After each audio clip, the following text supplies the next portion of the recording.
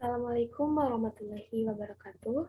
Di sini saya akan memaparkan tentang artikel penelitian ilmiah yang telah saya lakukan yang berjudul Analisis Motivasi Minat Studi Lanjut Mahasiswa ke Luar Negeri. Nah, sebelum memasuki pemaparan yang akan dilakukan, perkenalkan nama saya Sarah Zahira dengan NIM 2100876 kelas PGSD 2A. Yang pertama yaitu pendahuluan.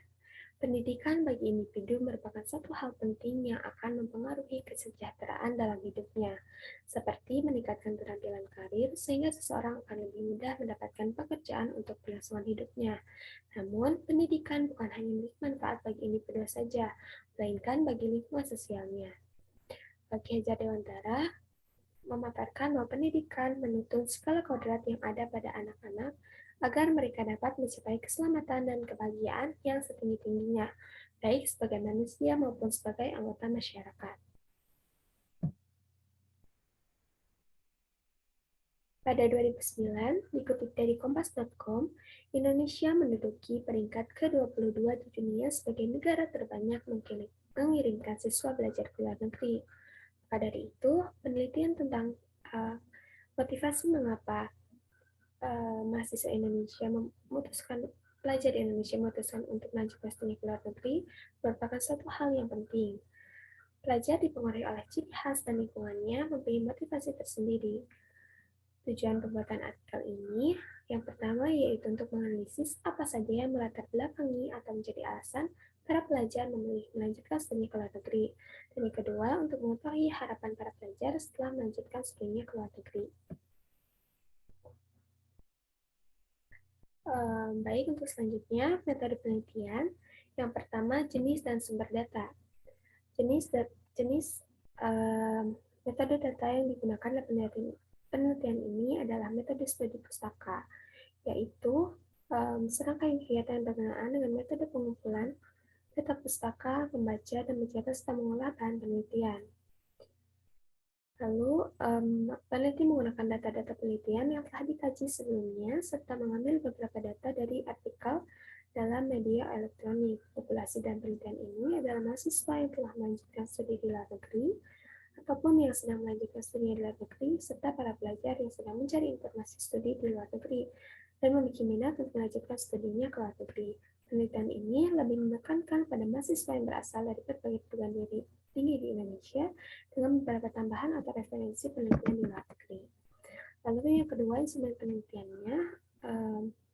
Saat penelitian yang dipilih oleh peneliti, maka instrumen penelitian ini menggunakan orang yang meneliti atau peneliti sebagai key instrument atau alat peneliti utama dengan alat pendukung seperti laptop, jaringan internet, dan artikel penelitian. Lalu untuk analisis data, proses analisis data dalam penelitian ini menggunakan teknik analisis data kualitatif yang meliputi beberapa tahap, di antaranya yang pertama proses pengumpulan data, yang kedua seleksi atau editing, yang ketiga penyajian data, dan yang keempat penarikan kesimpulan dari data yang diperoleh.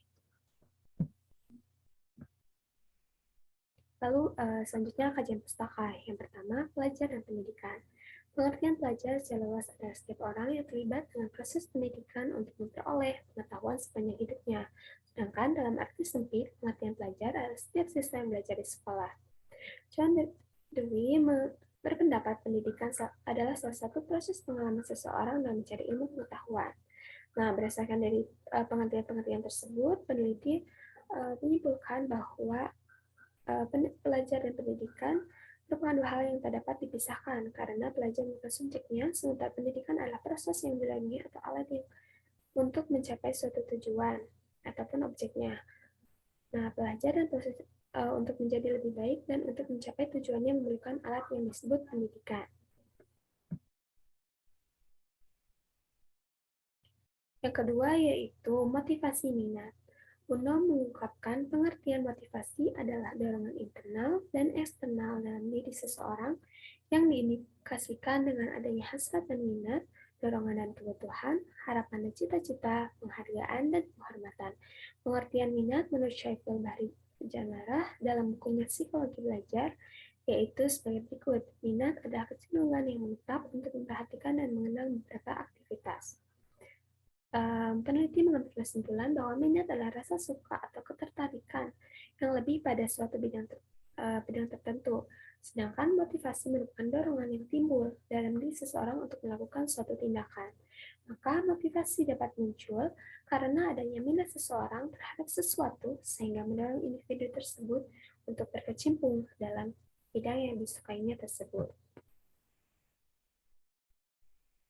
Lalu materi yang ketiga yaitu pentingnya mempelajari fluktuasi motivasi. Motivasi adalah sumber daya vital yang memungkinkan kita untuk beradaptasi, berfungsi secara produktif, dan mempertahankan kesejahteraan dalam menghadapi arus peluang dan ancaman yang telah berubah.